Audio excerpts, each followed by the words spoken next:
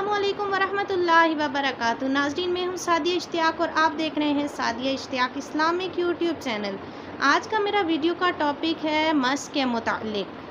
Sir का जो मस है उसके मुतालिक मेरा टॉपिक है कि मेरी बहनों ने मुझसे सवाल किया कि मर्द हज़रात जब मस करते हैं तो जब इस तरह से लेकर जाते हैं वापस पलट कर लाते हैं, ये तो उनके लिए तो ठीक होता है, मगर हम औरतें क्या करें। तो देखिए नाज़रीन, चौथाई सर का मस करना ही फ़र्ज़ है, तो बाकी जो मस के बाकी पॉइंट हैं वो सुन्नत हैं।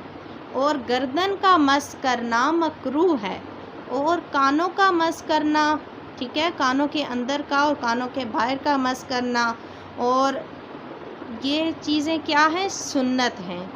तो नाज़रीन, आपको आज की ये वीडियो कैसी लगी, आपको क्या मालूम हुआ, प्लीज़ कमेंट में ज़रूर बताइए। और उम्मीद करूँगी कि मस के मुतालिक जो मेरी बहनों के